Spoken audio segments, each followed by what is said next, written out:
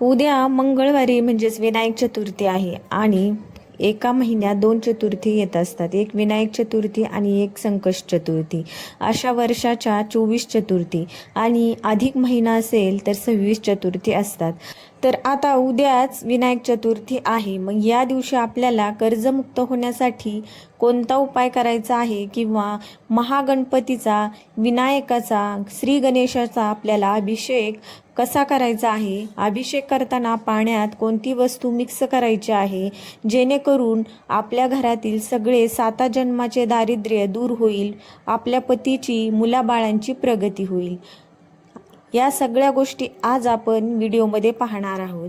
तुम्हाला व्हिडिओ आवडला तर आपल्या चॅनलला सबस्क्राईब करा आणि एक लाईक नक्की करा आणि व्हिडिओ शेवटपर्यंत बघा.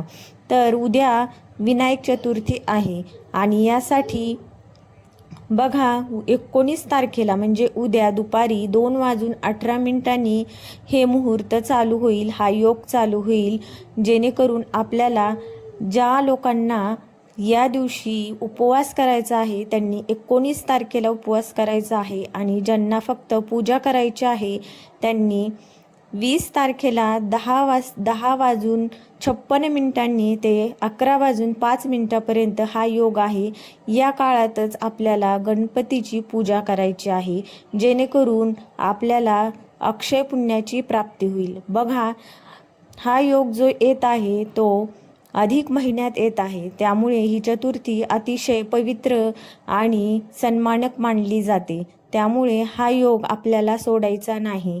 या चतुर्थी केल्यामुळे आपल्याला 26 चतुर्थी केल्याचे पुण्य लाभते. बघा स्वतः श्री गणेश अंगारक देव म्हणजेच मंगळदेवाला म्हणतात.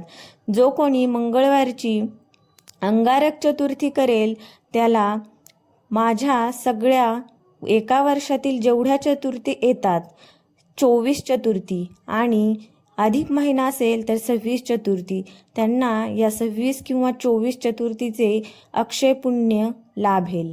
आता बघा सगळ्यात महत्त्वाचा मुद्दा, ज्यांच्यावर खूप मोठे कर्ज आहे, कर्जबाजारी आहेत आणि त्यांना कर्जातून मुक्त व्हायचं आहे, अशा लोकांनी सकाळी सुचिरभूत होऊन सकाळी सकाळी आपल्याला अर्घ्य द्यायचं आहे.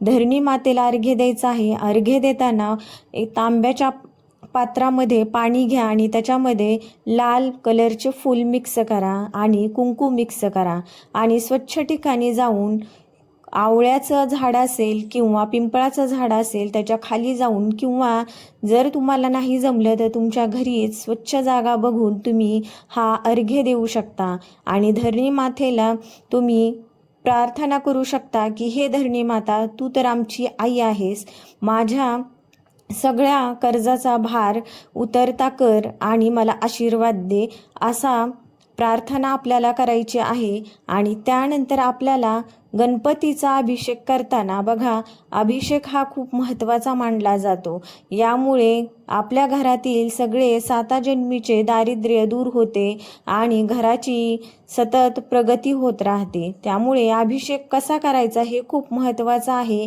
किंवा अभिषेक करताना जी गणपतीला वस्तू प्रिय आहे ती मिक्स कोणती करायची आहे हे खूप महत्त्वाचे आहे.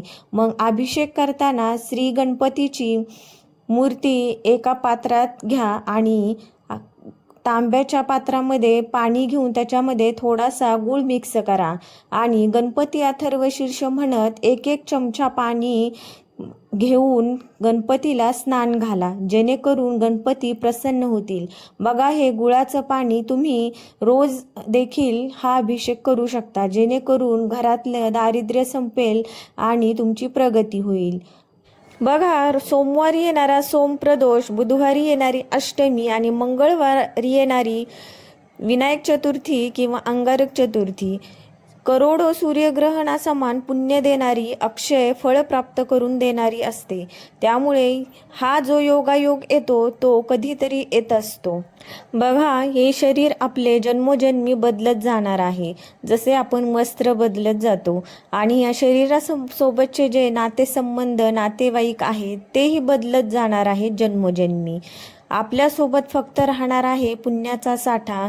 अक्षय पुण्य फलप्राप्ती देणारे हे जे आपण उपाय करतो किंवा या तिथी आहेत, हे जे योगायोग असतात, त्यावेळी जे आपण पुण्यकार्य करतो, दान धर्म जप तप करतो, त्या पुण्याचा साठा फक्त आपल्यासोबत येत असतो. आणि आपण जेव्हा निरंतर प्रयास करतो, प्रयत्न करतो, कोणताही उपाय करतो किंवा कोणत्याही तिथीला जे काही मंगल कार्य करतो, चांगले कर्म करतो, पुण्य जप तप करतो, ते आपल्यासोबतच राहते आणि त्याचा लाभ आपल्याला मिळतो. त्यामुळे मी सांगितलेला कर्जमुक्त होण्यासाठी हा उपाय नक्की करा. आणि अभिषेक कसा करायचा हा विसरू नका, कारण हा अभिषेक खूप महत्त्वाचा आहे. जेणेकरून आपल्या घरातील साडेसाती दूर होईल, मंगळदेव आपल्यावर प्रसन्न होतील आणि श्री गणेश देखील आपल्यावर प्रसन्न होतील आणि आपल्या घरातील दारिद्र्य दूर होऊन पतीची, मुलाबाळांची देखील प्रगती होईल. व्हिडिओ आवडला तर लाईक करा, चॅनलला सबस्क्राईब करा. धन्यवाद. रामकृष्ण हरी. श्री स्वामी समर्थ.